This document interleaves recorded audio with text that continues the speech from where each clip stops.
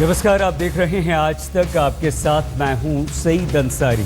भयंकर गर्मी पड़ रही है।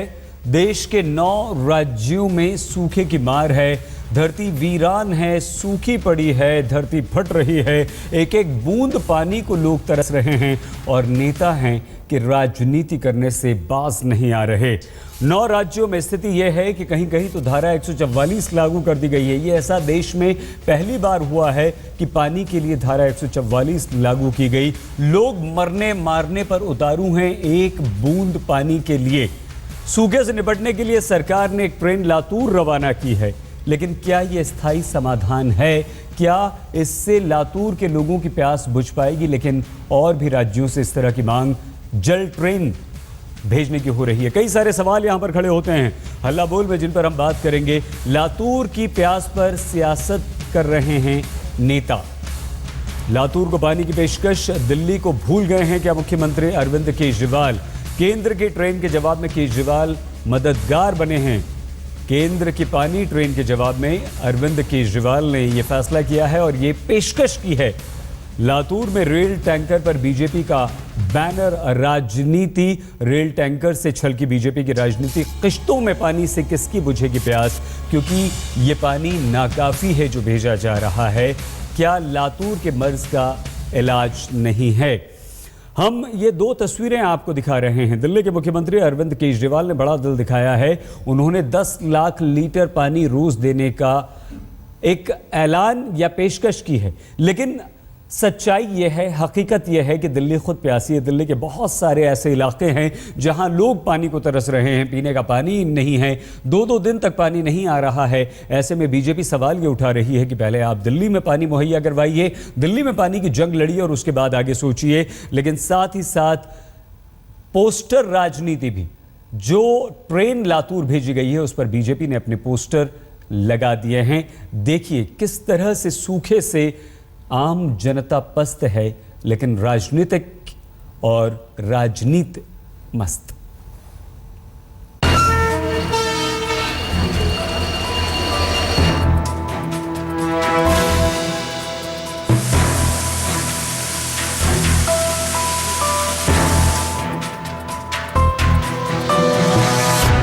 बूंद बूंद पानी को तरस रहे लातूर में पानी की रेल पहुंची और रेल पहुंचने के थोड़ी ही देर बाद प्रधानमंत्री नरेंद्र मोदी के नाम से दिल्ली के मुख्यमंत्री अरविंद केजरीवाल का पैगाम पहुंचा।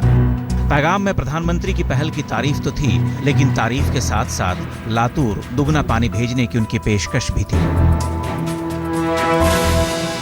लातूर इस वक्त भीषण पानी की कमी से गुजर रहा है। केंद्र सरकार द्वारा ट्रेन से पानी पहुंचाने का प्रयास सराहनीय है। लातूर की संकट की घड़ी में हम सबका फर्ज बनता है कि हम लातूर के लोगों की मदद करें। दिल्ली के लोग अगले 2 महीने के लिए प्रतिदिन 10 लाख लीटर पानी लातूर को देने के लिए तैयार हैं। अगर केंद्र सरकार पानी को भिजवाने का इंतजाम करे तो दिल्ली सरकार पानी तुरंत मुहैया करा देगी। इस चिट्ठी से मानवीयता की कमाई करने की उम्मीदें पाले केजरीवाल पर विपक्ष ने सवालों की झड़ी लगा दी। कांग्रेस, बीजेपी सबने एक साथ पूछा कि दिल्ली की प्यास तो बुझती नहीं, लातूर को पानी कहां से दोगे? देश में कहीं कुछ घटित होता है उसकी चिंता है, दिल्ली में क्या होना है इसकी कोई चिंता नहीं। कि लोगों को लगे कि कुछ मैं अलग कर रहा हूं। जैसे कोई बच्चा होता है ना, उसको लगता है कि मैं अलग दिखने के लिए कुछ अलग दिखूं, अलग पहनूं, अलग तरीके के बाल बनाऊं, अलग तरीके से अपने आप को सजाऊं तो कुछ अलग दिखूं मैं। और यही स्थिति खाली मुख्यमंत्री की है। दूसरों को हमको देना चाहिए, ध्यान देना चाहिए, लेकिन तब देना चाहिए जब हमारे पास में अपने लोगों को भरपेट पीने का पानी देने को हो। तो ये कैसी राजनीति है कि अपने जहां के खुद मुख्यमंत्री हैं वहां के लोगों का ध्यान ना रख करके दूसरी जगह केवल राजनीति करने के लिए ऐसी बात कर रहे हैं।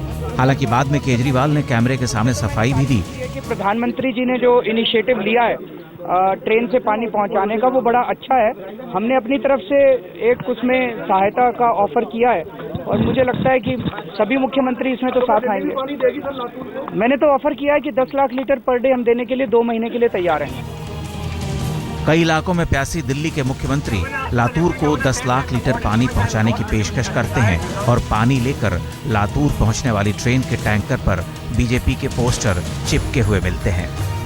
एक प्यासे लातूर को पानी पिलाने का सर्टिफिकेट ले रहा है, दूसरा दिल्ली से लातूर को जलमय करने के सपने दिखला रहा है और लातूर, जिसकी आबादी 5 लाख है, वो हर रोज 2 लाख लीटर पानी की बुनियादी जरूरत के साथ जंग लड़ रहा है। लातूर से पंकज खेलकर के साथ आज तक ब्यूरो। देश में 9 ऐसे राज्य हैं जो सूखे से इस वक्त पीड़ित हैं। सबसे ज्यादा त्रस्त महाराष्ट्र है। हमारे साथ कई विशेष मेहमान जुड़ चुके हैं। बीजेपी के प्रवक्ता डॉक्टर संबित पात्रा। संबित जी, धन्यवाद आपका। हमारे साथ हैं खुशबू सुंदर जी, कांग्रेस की प्रवक्ता हैं, धन्यवाद खुशबू जी आपका। राजदीप सरदेसाई हमारे साथ हैं, consulting editor, India today TV. Rajdeep हमारे साथी हैं और राजदीप इसलिए आज बहुत ज़्यादा महत्वपूर्ण है कि सिर्फ 2 घंटे पहले राजदीप लौटे हैं लातूर से, वो लातूर जहां ट्रेन भेजी गई है पानी भरकर। डॉक्टर संबित पात्रा और खुशबू जी आपके पास आए इससे पहले जमीनी हकीकत राजदीप क्या है ग्राउंड रिपोर्ट, क्या देखकर आप आए हैं वहां पर? देखिए, ग्राउंड रिपोर्ट जो है सईद, वो साफ ये है कि स्थिति जो लातूर में है वो गंभीर है, लेकिन ये केवल लातूर तक सीमित नहीं है। पूरे मराठवाड़ा में आज सूखा पड़ा हुआ है। मराठवाड़ा ही छोड़िए, उत्तर कर्नाटका, तेलंगाना, ये जो ट्रायंगल है, ये तीनों जगहों में पूरी तरह से सूखा पड़ा हुआ है। और लातूर की जहां तक बात की जाए, वहां पानी नल से 4 महीनों से लोगों को नहीं आया, एक बूंद पानी नहीं आई। और ये ट्रेन आने से, मैं ये भी साफ कहूं, इस ट्रेन आने से थोड़ी खुशी तो हुई है, लेकिन ये राहत नहीं है। अगर कोई समझता है कि एक ट्रेन आने से लातूर या मराठवाड़ा की समस्या खत्म होती है, तो ये गलती है। और यही गलती हम बार बार करते हैं और यही राजनीति हम खेलते हैं, क्योंकि समस्या जो है वो केवल 1 ट्रेन या 2 ट्रेन या 10 ट्रेन से भी समाप्त नहीं होगी। समस्या तब समाप्त होगी जब हम वाकई वाटर मैनेजमेंट और सॉइल कंजर्वेशन का प्रोग्राम करेंगे और सभी ये जो राजनीतिक दल हैं वो एक साथ आकर पानी की समस्या को कैसे सुलझाया जाए उस पर ध्यान देंगे। ये राजनीति का मुद्दा नहीं है, ये देश का मुद्दा है, ये आम जनता का मुद्दा है। और मुझे लगता है हमारे राजनेता जो है उनको सब लातूर जाना चाहिए, उन गांवों में जाना चाहिए, केवल शहर में नहीं, लेकिन गांव में वहां जाना चाहिए जहां समस्या और भी गंभीर है, जहां पानी का नाम और निशान नहीं है। डॉक्टर संबित पात्रा, आपने राजदीप की बात सुनी, लौट कर वो आए हैं, कई सारे सवाल उन्होंने उठा दिए हैं।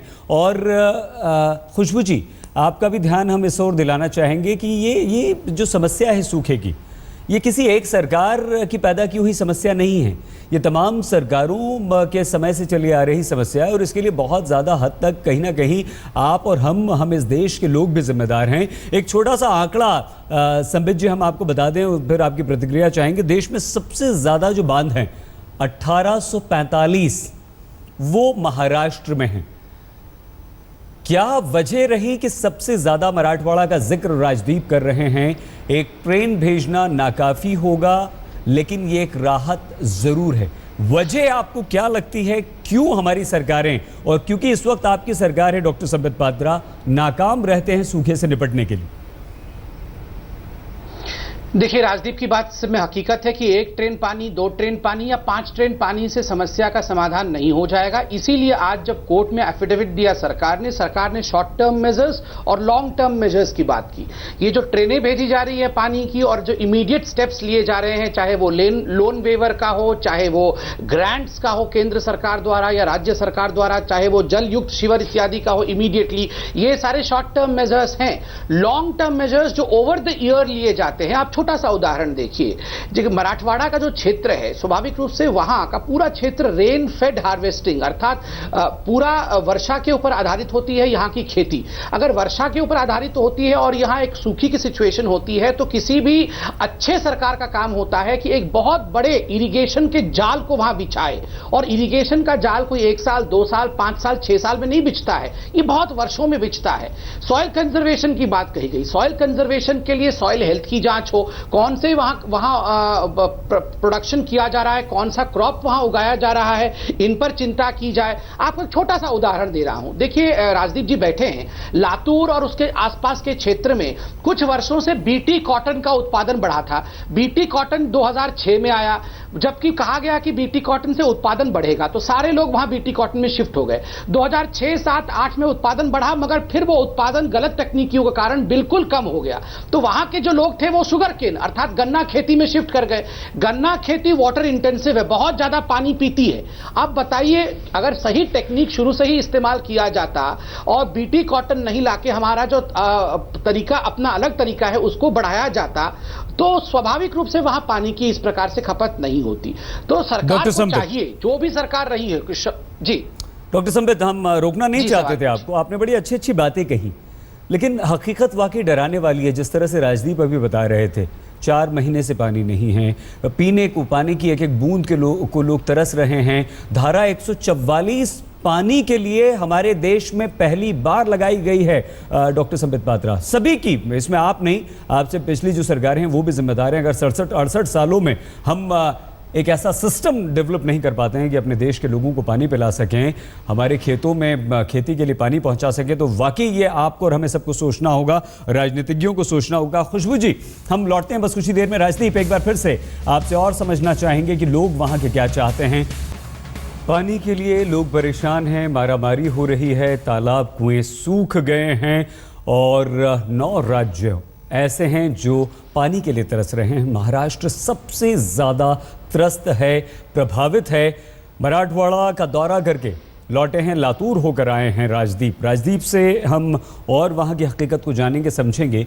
लेकिन खुशबू जी, डॉक्टर संबित ने उपाय भी बताए थे, डॉक्टर संबित ने ये इशारा भी किया था कि अगर हमारी सरकारें मिलकर काम करें, अगर हमारी सरकारें वाकई गंभीर हों और एक लॉन्ग टर्म मेजर्स की तरह देखें, तो शायद हम बहुत हद तक इन 67-68 सालों में, खुशबू जी, इन समस्याओं पर का समाधान ढूंढ सकते हैं, काबू इन पर पा सकते हैं।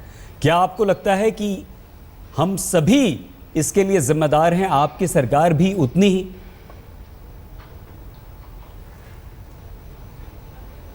पहले तो मैं ये कहना चाहूँगी कि जो हम मराठवाड़ा में देख रहे हैं, जिस तरह से वहाँ पर लोग एक एक बूंद पानी के लिए तरस रहे हैं, बहुत ही एक शर्मनाक बात है कि आज हम इस सिलसिले में, क्योंकि वहाँ पे जो लोग हैं वो भी हिंदुस्तान का एक हिस्सा है। वहाँ के लोग, हर इंसान, हर बच्चा, हर गरीब, हर एक जो फार्मर है, जो किसान है, वो हिंदुस्तान का हिस्सा है और बहुत ही महत्वपूर्ण हिस्सा है। तो बहुत ही शर्मनाक बात है कि हम उसके बारे में डिस्कस कर रहे हैं। लेकिन जहाँ तक बात हम करेंगे कि वहाँ पे जो एरिया है, ड्रॉट पड़ा है, जहाँ वहाँ पर इस तरह से प्रॉब्लम्स हुए हैं, हमें ये सोचना चाहिए कि आज तक हमने क्या किया है, किस तरह से लोगों को मदद करने की कोशिश की है। इससे पहले जो बीजेपी के प्रवक्ता संबित पात्रा साहब बात कर रहे थे, वो कह रहे थे कि वहाँ पे बीटी कॉटन की बात हुई थी, उसके बाद में शुगर केन की बात हुई थी।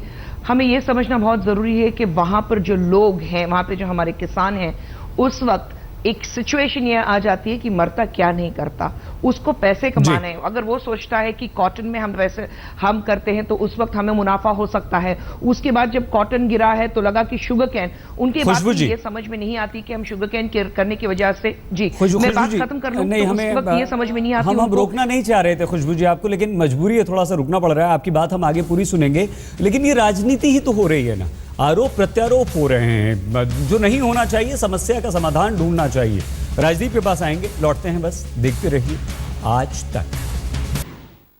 तो ये अच्छी खबर है, इस वक्त हमारे साथ डॉक्टर संबित पात्रा, खुशबू सुंदर जी बीजेपी कांग्रेस की तरफ से जुड़े हुए हैं, हमारे साथ हमारे सहयोगी राजदीप सरदेसाई भी हैं। राजदीप, खुशबू जी की, संबित पात्रा की, दोनों की हमने बात सुनी थी। जो परेशानी आप देख कर आए हैं, हमारे दर्शकों को हम चाहते हैं एक बार फिर से बताइए।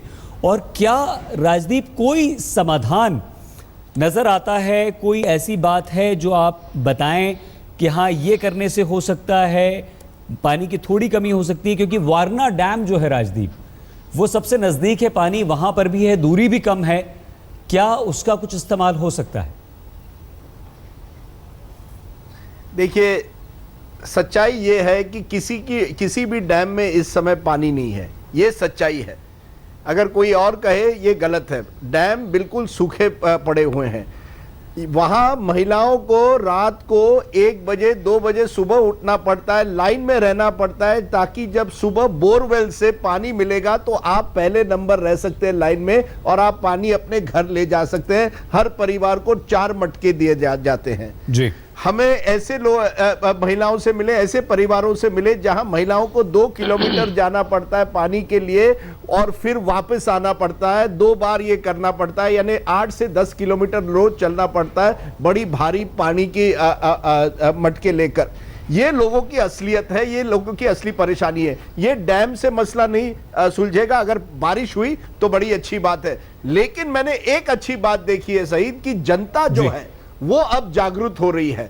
वो चाहती है कि वाटर कंजर्वेशन हो। और कुछ लोगों ने लातूर में मैंने देखा, उन्होंने 3 दिनों में 3 करोड़ रुपए इकट्ठा किए हैं ताकि एक प्रोजेक्ट बने वाटर रिजर्वुआर का। तो ये अच्छी बात है कि आखिर में पानी जिसको हमको लगता है हमेशा के लिए रहेगा, अब जनता को पता चल रहा है कि अगर हम वाटर कंजर्वेशन नहीं करेंगे, वाटर मैनेजमेंट नहीं करेंगे, तो वही पानी जो हमें एक तरह से लगता था कि कहीं भी मिल सकता है, वो अब एक तरह से सोने की तरह हो गया है। हमें उसे बचाना है। ये बचाने की जो भावना है वो लोगों में बढ़ रही है। लोग जागरूक धीरे धीरे हो रहे हैं। ये नेताओं ने नहीं किया है। संबित पात्रा के जो पार्टी है उनके वहां एमपी है, कांग्रेस के वहां एमएलए है। कई सालों से ये दोनों पार्टियों के एमएलए और एमपी उस राज्य में रहे हैं। ये किसी एक पार्टी की गलती नहीं है। हाँ, कांग्रेस एनसीपी की सरकार थी, 70,000 करोड़ उन्होंने इरिगेशन डिपार्टमेंट में जो डाले थे, वो पैसा कहां गया, इस पर सवाल जरूर है। लेकिन ये कहना कि केवल राजनेताओं ने की वजह से ये हुआ है, ये गलत होगा। इसमें कॉन्ट्रैक्टर राज है, इसमें इंडस्ट्रियलिस्ट है, इसमें शुगर केन कल्टीवेशन की का जिम्मा है, इसमें ब्यूरोक्रेट्स का जिम्मा है। जो लोगों के लिए जो पानी मिलना चाहिए, सुविधा मिलना चाहिए, वो नहीं है। एक टैंकर राज बन गया है महाराष्ट्र में। ये सब बड़ी सवाल है। ये तब जब जनता आज जागरूक हो गई है, ये सबसे बड़ी अच्छी बात है कि जनता अब छोड़ेगी नहीं उस पार्टी या उस नेता को जो उनको पानी नहीं देती। बहुत अच्छी बात है जागरूकता की जो बात आपने राजदीप कही है। और ये तो सिर्फ उन राज्यों और उन इलाके की जनता ही क्यों जहां पर सूखा पड़ रहा है, आपको और हमें सबको पानी बचाना चाहिए। संबित पात्रा जी कह रहे थे कि लॉन्ग टर्म मेजर्स सरकारों को ये सोचना होगा, जिससे सहमत हैं खुशबू जी भी। लेकिन यहाँ पर इस वक्त हमारे साथ दिनेश मोहनिया जी, दिल्ली जल बोर्ड के उपाध्यक्ष और आम आदमी पार्टी के नेता हमारे साथ जुड़ चुके हैं। दिनेश जी, हम आपके इस जज्बे की तारीफ करते हैं कि भाई आप पानी 10 लाख लीटर पानी रोज भेजना चाहते हैं, लेकिन उससे पहले हम ये समझना चाहते हैं आपसे कि क्यों हम पंजाब हरियाणा से पानी के लिए लड़ते हैं, अगर हमारे पास इतना पानी है कि हम उसे महाराष्ट्र, मध्य प्रदेश, राजस्थान, गुजरात भेज सकें। और क्या दिनेश जी हमारे पास, दिल्ली के पास इतना पानी है कि दिल्ली के हर बाशिंदे की कम से कम प्यास आप बुझा सकें? इसमें हमें समझना पड़ेगा कि दिल्ली और लातूर की स्थितियों में बहुत अंतर है। लातूर में ये स्थिति है, मराठवाड़ा में स्थिति है कि वहाँ लोग मर रहे हैं, किसान मर रहे हैं, जानवर मर रहे हैं जिनको पीने के लिए पानी नहीं है। अगर ऐसी स्थिति में हम अपने पानी में से कुछ हिस्सा अपने लोगों को देना चाहते हैं, किसी सूखे की स्थिति में मदद करना चाहते हैं, तो इसमें क्या प्रॉब्लम है?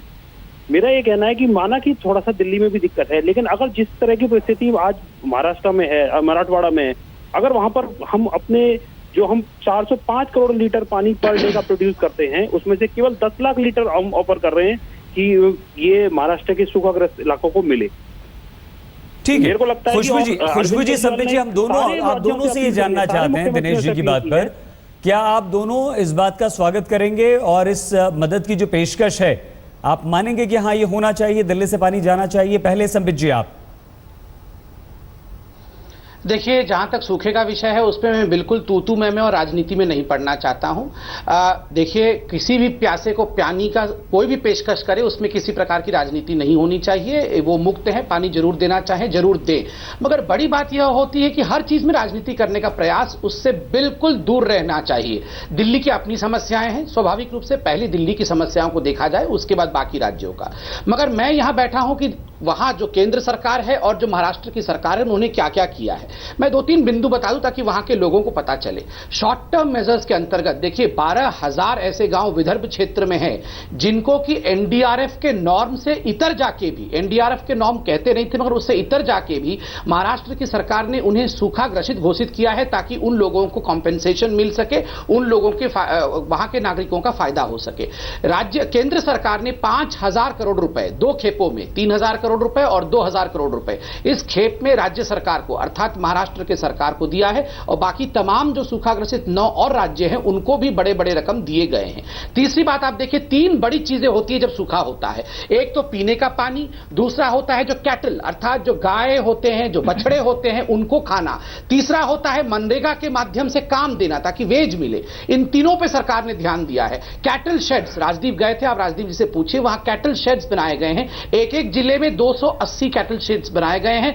प्रत्येक कैटल वहां खाना दिया जाता है, पानी दिया जाता है सरकार की ओर से और प्रत्येक गाय और भैंस के अंतर्गत 70 रुपए प्रति। ये जो बात आप कह रहे हैं मनरेगा वाली, कैटल शेड वाली, कैटल शेड पर अगर राजदीप जी डॉक्टर संबित पात्रा हम बात करने लग जाएं तो राजदीप से पूछ सकते हैं कि वहां स्थिति क्या है, लेकिन अभी मुद्दा वो नहीं है। ठीक है, प्रधानमंत्री नरेंद्र मोदी ने खुद कहा है कि हर संभव प्रयास किए जाने चाहिए, कर रहे हैं और पूरी मदद दी जा रही है, इसमें कोई शक नहीं है। खुशबू जी, क्या आप इस बात से सहमत हैं कि दिल्ली को पानी अब देना चाहिए जिस तरह से दिनेश जी कह रहे हैं?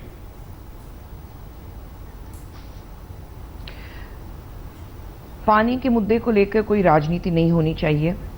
हर इंसान के लिए खाना ना मिले लेकिन 2 बूंद पानी मिलना बहुत ज़रूरी है। प्यासे को पानी एक भगवान की देन माना जाता है। मैं ये सिर्फ इतना कहना चाहूँगी कि संबित पात्रा जी ने सबसे पहले कहा कि मैं कोई राजनीति करना नहीं चाहता, लेकिन उन्होंने एक अपनी लिस्ट बता दी कि गवर्नमेंट ने क्या क्या करने की कोशिश की है या क्या क्या कर रहे हैं या क्या क्या करने वाले हैं, तो वहीं पर राजनीति आ गई है। मैं उस हद तक भी नहीं पहुंचूंगी। मैं ये भी नहीं पहुंचूंगी बताने के लिए कि आज जो हम मनरेगा की बात कर रहे हैं वो मनरेगा यूपीए गवर्नमेंट का लाया गया हुआ है और आज भी मनरेगा के लिए सुप्रीम कोर्ट के ऑर्डर्स और एक सर पे डंडा पड़ने के बाद ही बीजेपी गवर्नमेंट ने उसको हाथ में लिया है।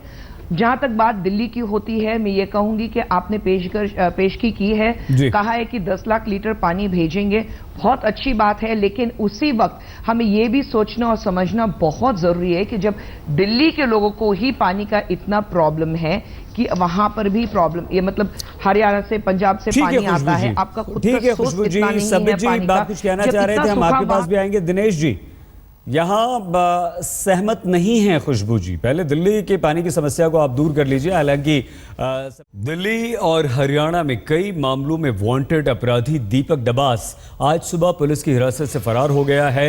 यह घटना उस वक्त हुई जब पुलिसकर्मी दीपक को पेशी के लिए हरियाणा के खरखौदा लेकर जा रहे थे।